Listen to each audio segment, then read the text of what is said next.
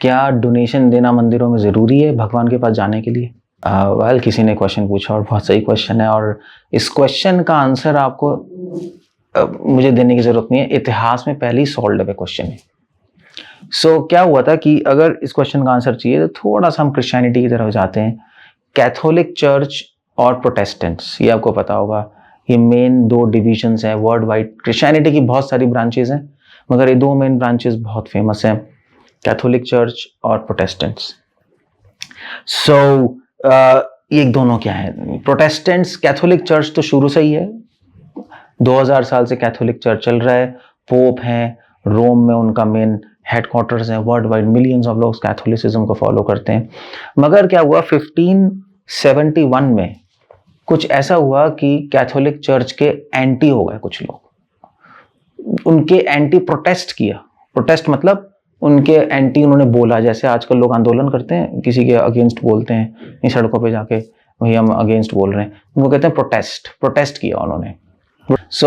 उसको तो उन लोगों को बोलने लगे लोग प्रोटेस्टेंट्स। उसका जो फाउंडर था वो था मार्टिन लूथर।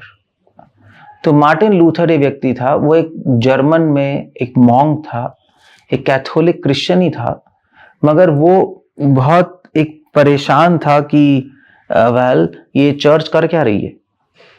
चर्च बोलने लगी, कैथोलिक चर्च बोलने लगी लोगों को, भी अगर भगवान के पास जाना है तो भगवान और तुम्हारे बीच में हम खड़े, हमारे बिना नहीं जा सकते, और हमें तुम्हें, और तुम लोग तो बहुत पाप कर रहे हो, तुम्हारा डायरेक्ट कॉन्टैक्ट कैसे है? हम लोग प्योर लाइफ जी रहे हैं, हम लोग चर्च के बंदे हैं, भगवान के बंदे हैं, तो हमारे थ्रू जाओगे तो तुम्हें पाप काटने के लिए तुम लोगों को हमें डोनेशन देनी पड़ेगी। ये उन्होंने आइडिया बनाया। जब तक चर्च नहीं आओगे, अपने घर में रह के कुछ नहीं होगा, आपको आना पड़ेगा, हमसे मिलना पड़ेगा, हमें आशीर्वाद लेना पड़ेगा, हमें डोनेशन देनी पड़ेगी। और उन्होंने मजे की बात की, उन्होंने एक चीज शुरू की, उसको बोलते हैं इंडल्जेंसेस। ये इंडल्जेंस क्या होता है? इंडल्जेंस कुछ नहीं था, एक फॉर्म था जिसके ऊपर इंडल्जेंस लिखा था, और उस फॉर्म पे लिखा था कि भाई अगर आप ये फॉर्म खरीद लोगे तो आपके पाप कट गए, फिर मरने के बाद आप भगवान को दिखा देना कि हमने पाप किए थे मगर कट गए, हमारे पास फॉर्म है, और आप नर जाने से बच जाओगे। और लोग बिलीव कर रहे थे, मतलब आई कैन इमेजिन, लोग बिलीव कर रहे थे, लोग चर्च से जाके खरीद रहे थे इंडल्जेंसेस।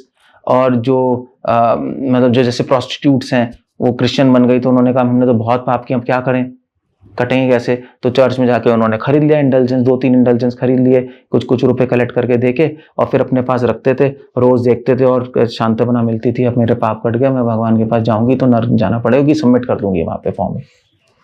सो इसको कहते थे इंडल्जेंस। इसका दिमाग खराब हो गया मार्टिन लूथर का, इसको, ये तो चर्च तो मॉन्क था, सिर्फ ये नहीं था, और भी लोगों को समझ आ रहा था गलत है, मगर बोलने वाला कोई नहीं था। ये थोड़ा आउटस्पोकन था, फिलॉसफी में बहुत स्ट्रांग था, निडर था। 1517 अक्टूबर 13 इसने एक आर्टिकल रिलीज किया, और उस आर्टिकल में इसने कैथोलिक चर्च की धज्जियां उड़ा दी, स्पेशली इंक्विजिशन की, कि यार ये लोग डोनेशन लेके कह रहे तुम्हारे पाप खत्म हो जाएंगे, नॉनसेंस है। बाइबल में क्या लिखा है? बाइबल में तो लिखा है कि अगर तुम्हें फेथ है क्राइस्ट पे तो पाप खत्म होंगे। क्राइस्ट ने कहा if you have faith in me, तब तुम्हारे पाप खत्म होंगे। ये कॉन्सेप्ट कहां से आ गया? और ये जरूरी थोड़ा ना चर्च जाना, और वैसे भी अगर ये ऊटपटांग बात बोल रहे हैं तो चर्च जाने की जरूरत है किन गधों के पास?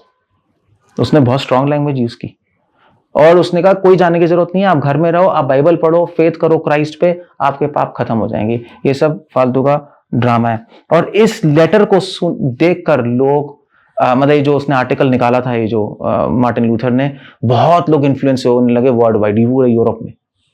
मतलब जर्मनी से शुरू हुआ था, तो जर्मनी में ये पैदा हुआ था आपका विटेनबर्ग में, और इसने विटेनबर्ग में आर्टिकल निकाला था, वहां पे पढ़ रहा था, और उसके बाद पूरे यूरोप में ये कॉन्सेप्ट फैलने लगा। कि पहले लोग परेशान थे, एक बोलने वाला आ गया, लोग ने कहा बिल्कुल सही है, लोगों को समझ आने लगा, तो वहां से फिर एक आंदोलन शुरू हो गया, उसका नाम हुआ प्रोटेस्टेंट्स, क्योंकि उन्होंने प्रोटेस्ट किया कैथोलिक चर्च के अगेंस्ट।